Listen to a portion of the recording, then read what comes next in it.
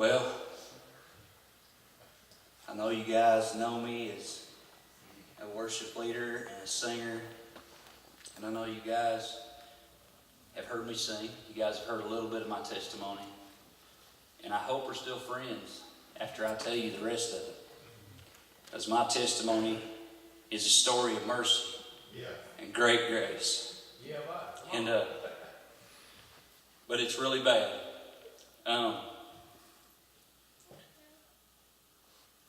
The things I'm going to tell you, I tell you these things, and don't think that I'm not embarrassed or ashamed of these things, because I greatly am ashamed.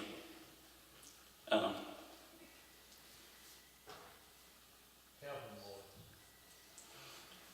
I have to show you the depth of the mercy and the grace that Jesus will extend to you also.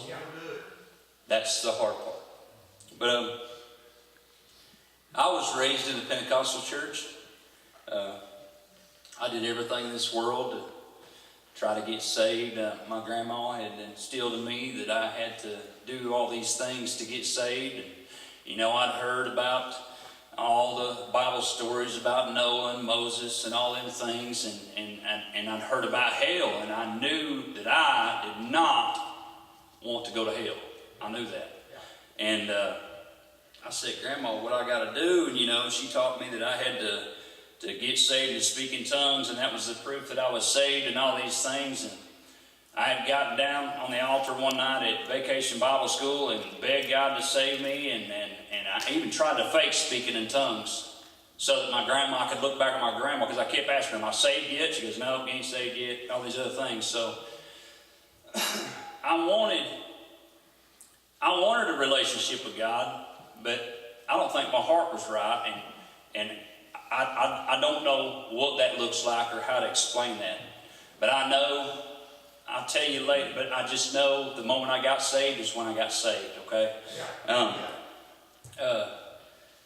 I was raised in a Pentecostal church, and I grew up there, and I was in my teens, and I got into this heavy metal rock band, and I thought it was cool to invite my buddies to church, and we would go out in the parking lot and smoke pot at church, and that's the only reason I went to church, was to hang out with my buddies. That's how dead I was after I had tried and tried and tried to get saved, and I thought, well, God just don't want me. I grew up, and it was my dad. He had done a little bit of drugs too, but my dad wasn't someone that would stick it in my face or anything like that. My dad still gave me his time, but you could tell there was a little bit of a barrier between us. I ended up getting married and to my wife Amy. I'd married once before, but it was only for like 2 months, and it was over. It was crazy. And like I said, my life was crazy. And then I ended up moving to Indiana, and I married my wife Amy, and we were all right there for a while, and then I started experimenting with drugs. I got back into marijuana, and then it was pills, and we drank all the time. It was all the time. I mean, I worked for her dad, and we roofed. So we worked from 8 till noon, and after that we drank the rest of the day. And sometimes we wouldn't come home till 12, 1 o'clock in the morning. And I'd end up getting a job driving a dump truck, and I was working with my uncle. And we decided to go hunting one Saturday morning after work. I mean, we'd worked all day the day before, and we were tired and everything. We got there that morning, it was like way early. I mean, it was like before the roosters come, and all that. And we were sitting in the woods before daylight, and my uncle's like, are you tired? And I'm like, yeah, I'm pretty tired. I'd never tried this drug before. And my uncle's like, well, I got something that'll wake you up. And I said, okay. It was my uncle, I mean, I trusted him. And he said, here, take this, and snort it, and I did. It was methamphetamine. From that day on, I was hooked. I was hooked bad. I was actually buying methamphetamine from my uncle, wide open, nonstop. I ended up to where I was buying 8 balls at a time, sometimes a half ounce at a time, and I was making a lot of money off of it, selling it to my family, and it had come to the point where I had ended up quitting my job, driving a dump truck, and told my boss I was going to run my own business. You know, you get all these crazy ideas when you're on methamphetamine. I mean, the longest I ever stayed up on it was 34 days straight. And I don't know if any of you ever stayed up 34 days straight, but you see weird stuff. You think things are coming at you that are not coming at you. Your body starts shutting down, and you start drying up inside, and I felt like I was going to die. So I finally ended up going to bed and coming out of that. But that's how long everybody says I was up, was 34 days. I don't know. I was such a zombie at that point, but I had to keep doing it to feel better. And I would keep doing it, keep doing it, keep doing it. And guys, I'm not talking about a little bit of money a day. I'm talking hundreds of dollars a day. Hundreds of dollars a day. And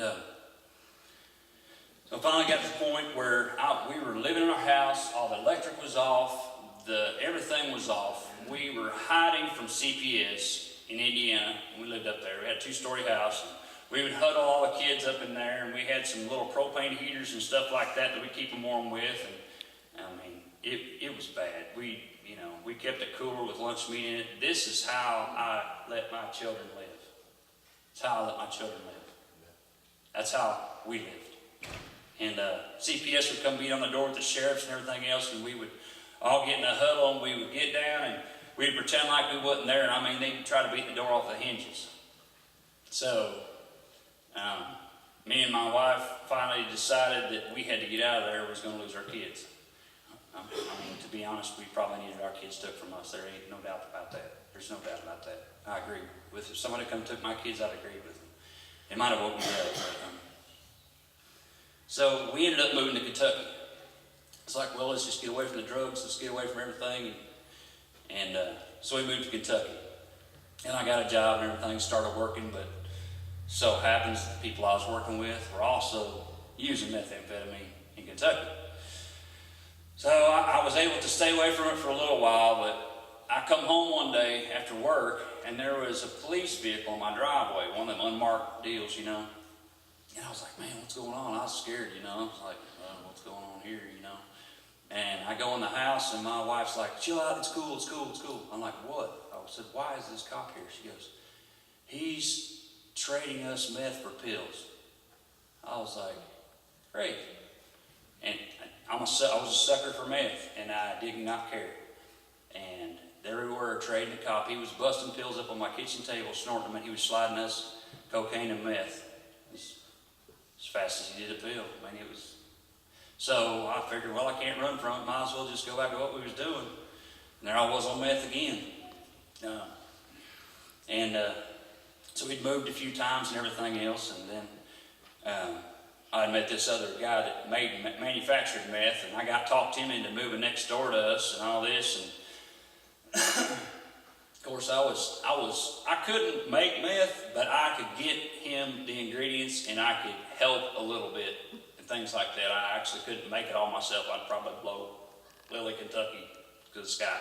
But he would make it, and I would help him, and then I would get most of my meth for free. I mean, I was a slave to him, basically. Anything he said, you know, I was like, all right, man, let's just do that. And drive to the store, destroyed, jacked up, you know.